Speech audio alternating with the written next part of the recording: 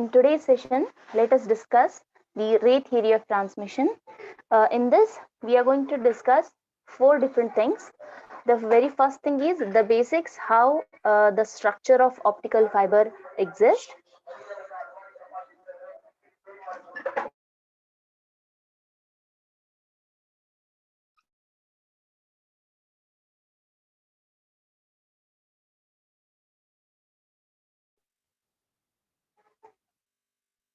In ray theory of transmission, we are going to discuss four different things. The very first thing is, you can see it on the screen, total internal reflection. It is not a new term to you. You have already studied about this. The second one is acceptance angle. Third one, skew rays. Okay, we will see what are these skew rays. And the fourth one, you are going to study about the numerical aperture. These four different things we will see in ray theory of transmission. Okay, let us start. This is the structure of optical fiber cable. We have discussed in the history and development, and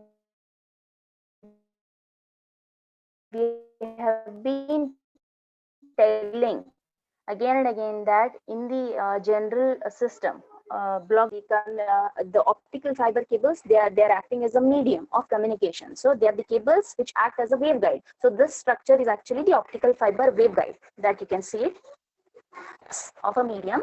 If you cylindrical conductors once inside the other, both are made of glass, no doubt, because optical fiber, the material used for fabrication is glass basically. However, sometimes plastic polymer may be used, so transparent material. Okay, however, it is a transparent material. So if you see the structure, two cylindrical concentric cylinders are there, one inside the other. The inner one is called the core, the outer one is called the cladding, CLADDING. Okay. The transmission of the light via dielectric, I am talking about dielectric waveguide, in the sense optical fiber cable I am talking about. Okay, the structure, it was first proposed at the beginning of the 20th century. We have discussed about this in the historical development. Figure shows the optical fiber waveguide. It has a transparent core with a refractive index N1, surrounded by a transparent cladding. Okay, the core and the cladding, two cylindrical conductors, one inside the other. And the cladding is having a slightly lower refractive index, N2. So if you see N1, the refractive index of core will be greater than the refractive index of cladding.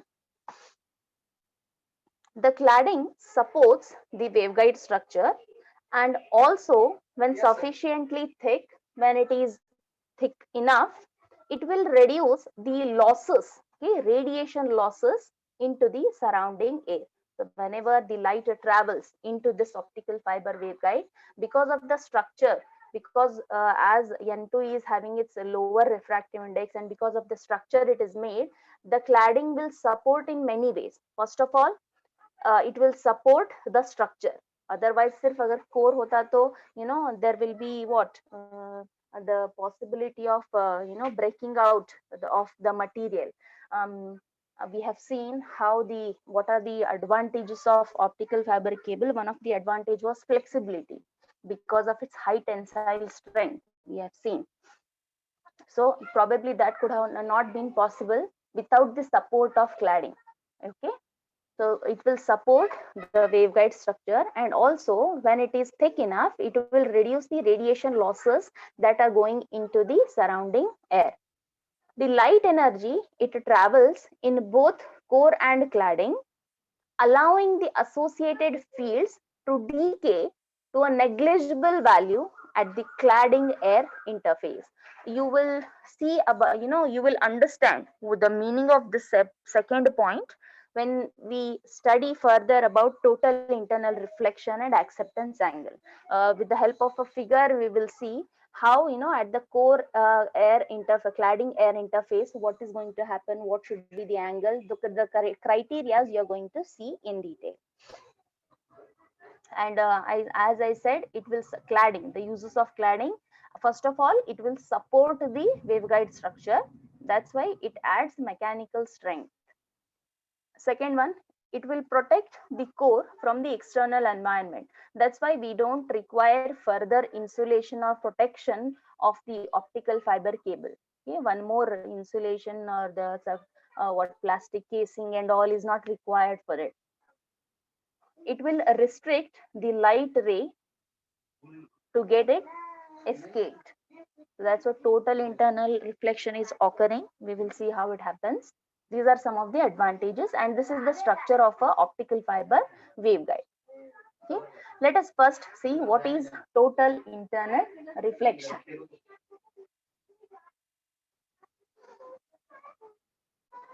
You might already know what is total internal reflection. First of all, you know what is a reflection, right?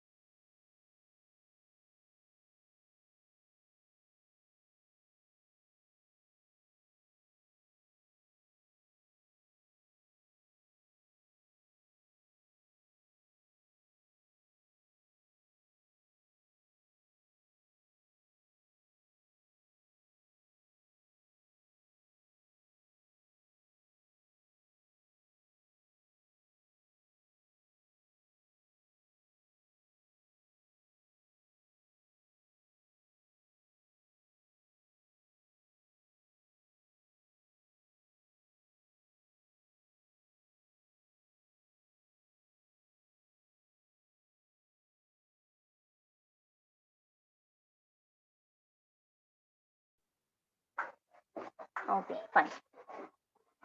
To consider the propagation of light within an optical fiber, utilizing the ray theory model, it is very important that whatever dielectric mediums we are choosing, their refractive index should be chosen properly.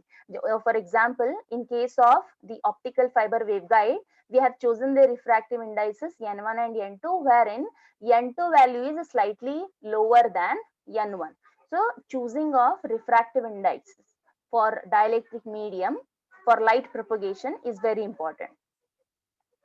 A ray of light travels more slowly in an optically denser medium than in less dense medium. You can take one example of air and water. Okay, air density is lower compared to the water density, right? Air has got lower density, water has got higher density. So whenever you can take this as the interface. Okay, if a light travels from air to water, okay, light is entering like this. So in air, the light travels faster, okay, because it is less dense. But if you compare it with the air, which is more denser, the light, the speed of light gets reduced. So whenever a light travels, it travels slowly in the denser medium and less slowly, that is faster in a less dense medium.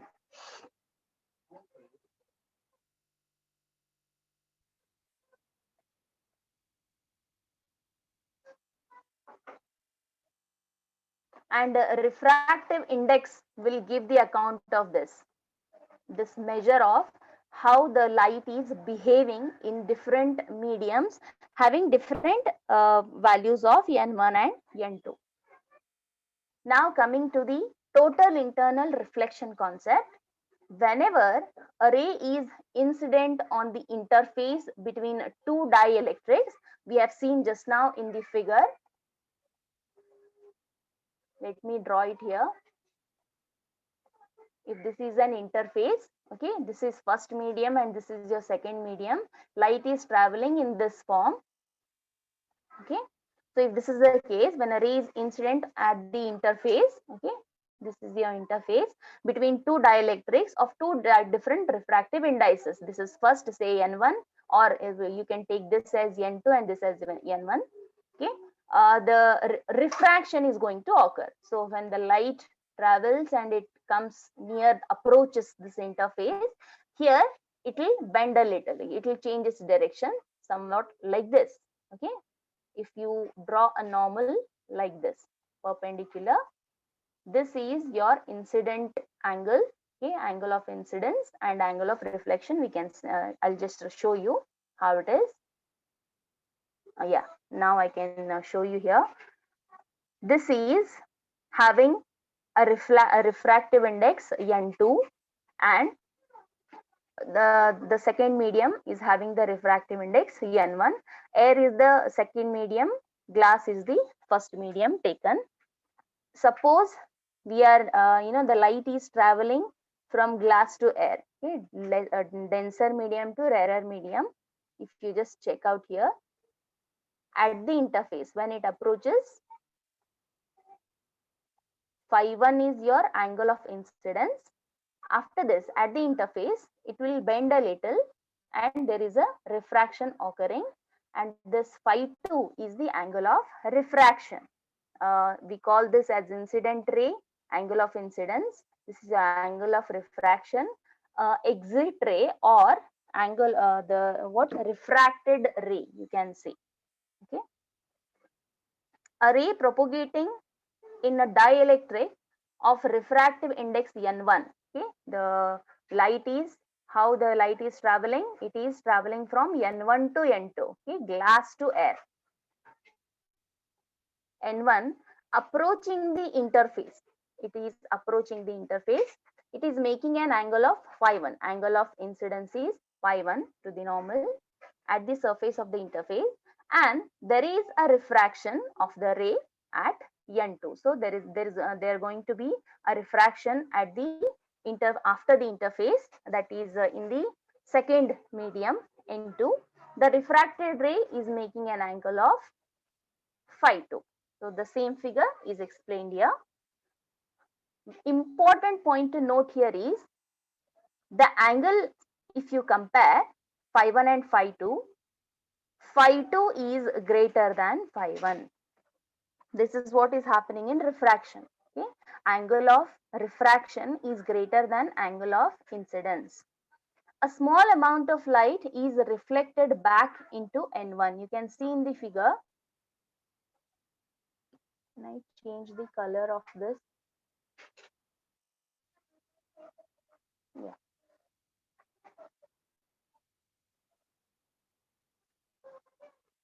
If you see, this is your incident wave. There is a refraction here, and some amount is getting back. That is a partial internal reflection. Some amount of ray gets back into the same medium from where it has started traveling. So this is partial, okay, not complete. A small amount of the whatever light, it is coming back, it is getting reflected. Okay, so it is getting reflected back into the same medium from which it has started traveling. Okay, and we call this partial internal reflection. The angle of incidence phi 1 and the angle of refraction phi 2, both we can have a relationship. We have even seen in the yesterday's discussion Snell's law. Okay, it will give you the relationship between the angle of incidence, refraction, angle of refraction, as well as the refractive indices. So all together how they are related by using Snell's law. What Snell's law says, n1 sine phi 1 is equal to n2 sine phi 2. You can rearrange the terms. N2 by n1 is equal to sine phi 1 by phi 2. I want n2 in the numerator, okay, and n1 in the denominator for some purpose. Okay, I will tell you why it is. In the similar case, I want sine phi 1 and sine phi 2 like this, because phi 2 is important for us, angle of refraction. With the changes in phi 2 itself, we are now going to arrive at total internal reflection concept. So Snell's law is n2 by n1 is equal to sine phi 1 by sine phi 2. Okay. Now, suppose you are having, we have this, we have considered n1 is greater than n2, right? The refractive index of glass is more compared to the refractive index of the air. We have considered this in this way. The wave is traveling from glass to air, and the refractive indices, they are different. For air it is less, for glass it is more. As this is the case, angle of refracted ray, it is always greater than the angle of incidence. That's why phi 2 is greater than phi 1. Just now we have seen it. Phi 2 is greater than phi 1. Angle of refraction is always greater than all angle of incidence. Actually, in the figure, it was supposed to be like that. I should have drawn it like that, but here both are looking same. I should have drawn it something like this. Okay, something like this, so that this angle is smaller, this angle is bigger. But in my figure in the slide, both are looking equal.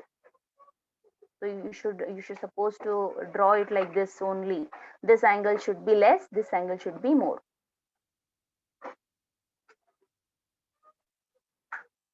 Okay, suppose if I get the angle of refraction as 90 degrees, what will happen? Angle of refraction 90 degrees. Okay, so this is incident wave. Angle of refraction, this one, okay, 90 degrees means this complete has to be covered, right? This complete has to be covered. So this horizontal line, which is parallel to the interface, along the interface, this is your refracted wave. This is your incident wave. This is angle of incidence, and this is angle of refraction, which is equal to 90 degrees. Okay, we will see what happens to Snell's law if this becomes 90 degrees, and how the waves behave if this angle becomes 90 degrees. So suppose angle of refraction is 90 degrees, what will happen? The refracted ray, what will happen to it? It will become parallel to the interface. Just now we have seen here, see,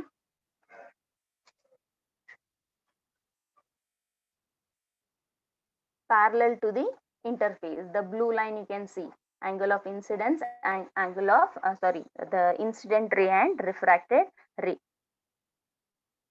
So suppose if you take the angle of refraction as 90 degrees, the refracted ray will become parallel to the interface between the two different media. So the angle of incidence phi 1 must be less than 90 degrees. Yes, obviously it is less. Okay, this is the limiting case of refraction, and it is we call the angle as critical angle phi c. Whatever we are considering, this phi 2 is equal to 90 degrees, we are calling it as critical angle. Okay, I'm drawing it. This is your perpendicular. See, phi 2 is not called angle of critical angle. It is when phi 2 is 90 degrees, the incident angle is called the critical angle. Okay? This is your incident ray. When your angle of refraction is 90 degrees, this becomes a refracted ray. And for this condition, when your phi 2 is 90 degrees, whatever angle of incidence is there, phi 1, we call that critical angle, and always this will be less than 90 degrees. And the value of critical angle, we can find it by using Snell's law. Apply the Snell's law. N2 by N1 is equal to sine of phi 1 will become phi c. Okay. And phi 2, substitute it as 90 degrees, sine 90 will become 1. So denominator will become 1. So numerator will be sine phi c is equal to N2 by N1. Sine phi c is equal to N2 by N1. So phi c can be got by sine inverse of N2 by N1. You can find the critical angle. Remember, when you're taking the angle of refraction as 90 degrees, whatever angle of incidence we have, that will become your critical angle, and this angle is always less than 90 degrees. Remember this. Okay. Now coming to the concept of total internal reflection. Whenever a ray of light incident into N1 at an angle, okay, if it is greater than the critical angle, then the light will be reflected back into the originating dielectric medium N1. This is very important statement. Whenever a light which is traveling from, you can see it in the figure, light is traveling from N1 to N2. Light is traveling from N1 to N2. So what the statement says, whenever a light which is traveling from N1 to N2, which is incident into N1 at some angle, say phi 1, if that angle is greater than critical angle, what condition I have put here? The angle of incidence, it is less than 90 degrees. Okay, but suppose if this angle of incidence, if it is greater than the critical angle, then all the light, whatever is incident at the surface, it won't get, at the other side, the second medium, it won't enter the second medium. Rather, within the same medium, it gets reflected back. Okay, and we call this total internal reflection. Through the figure, you can understand this easily. Okay, you have two media, N1 and N2. Okay, there is a ray, incident wave coming from N1 at the interface. When this angle phi, the angle of incidence, if it is greater than the critical angle, this is the condition. When this is the case, then this is not going to happen like this, some bend is there in the other medium. No, instead, in the same medium, you will get a reflection back, incident wave and reflected wave. You won't get these lines. So this incident wave A, it gets reflected within the same medium N1, within the same dielectric medium N1. So under that condition, the total internal reflection takes place between the two dielectrics, and these two mediums are having two different refractive indices. And in the same way, this same principle is used in optical fibers, okay, for the communication purpose. As you can see it in the figure, there is a ray, a light wave A, incident at an angle phi, and this angle phi, suppose if it is greater than the critical angle, then this incident wave gets reflected at the interface, and this angle is also phi, and we call the second ray as B, incident wave is A, reflected wave is B. The condition for total internal reflection is the angle of incidence phi should be greater than the critical angle.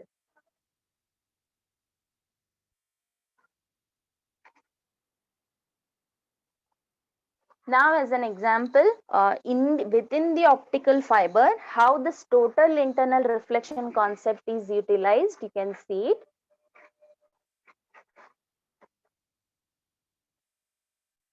See the structure.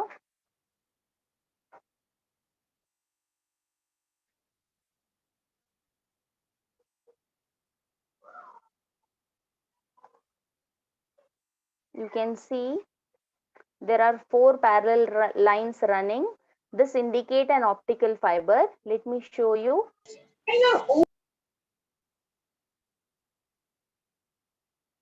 This is your core material, center,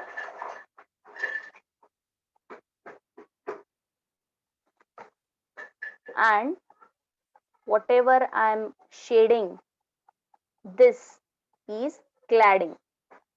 So this is actually the structure of optical fiber, wherein core and cladding, they are two concentric cylinders. Core is inside, cladding is outside. And this center line is the core materials axis. Okay, this is the structure of optical fiber.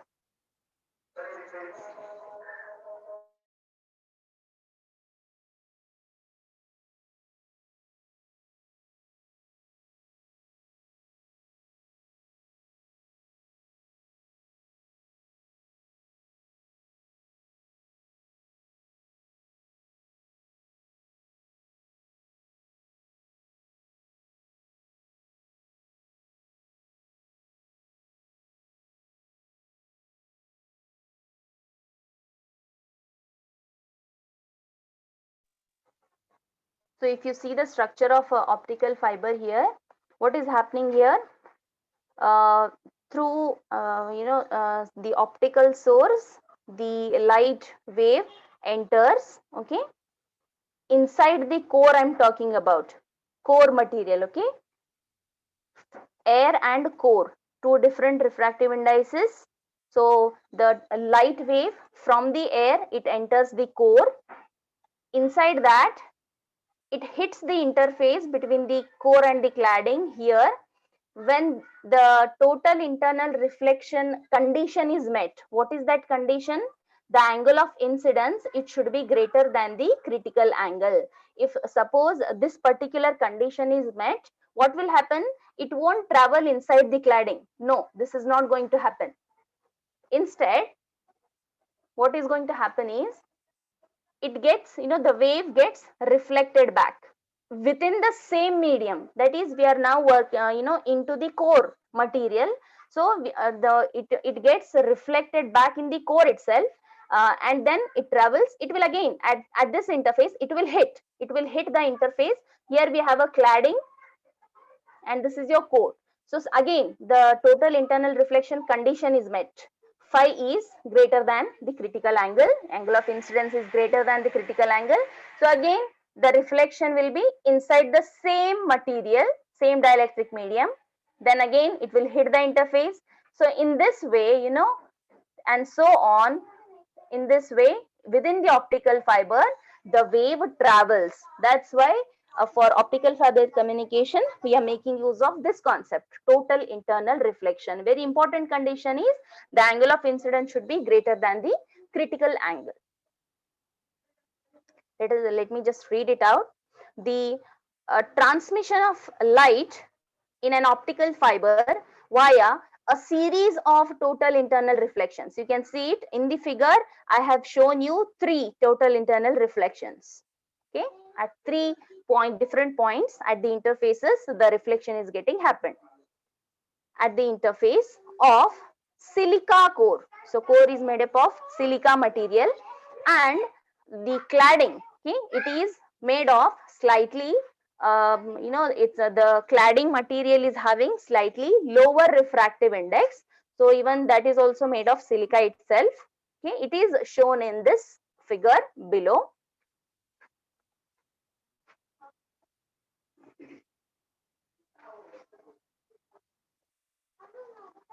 The ray has an angle of incidence phi. You can see it. The angle of incidence is phi at the interface, whose value is greater than the critical angle. This is the important condition for total internal reflection, and it is getting reflected at the same angle phi. You can see one more phi here to the normal, and this is going to continue throughout the optical fiber cable. This is about the total internal reflection. Any doubts in this, please you can ask me, or else we'll move to acceptance angle. Let me continue. If any doubts, you can put it in the chat box. Let's you just look at the figure again. I have drawn here optical fiber cable. Okay, so this is like core and this is your cladding, one inside the other. Same concept, taking the concept of,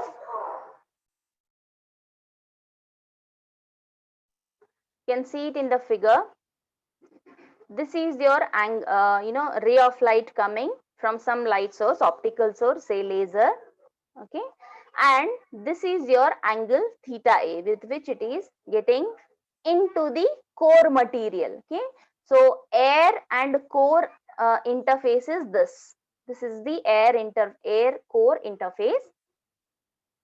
So light is coming into this core material, and theta a is the angle which is the light is making an angle of theta a with the interface. So theta a is the angle it is making with the core material, okay, at the interface. Sorry, if you see, there is one more ray coming. I will explain about this B later. First, let's see what is happening with this ray of light A. When it enters, when it hits the interface, okay, it enters here.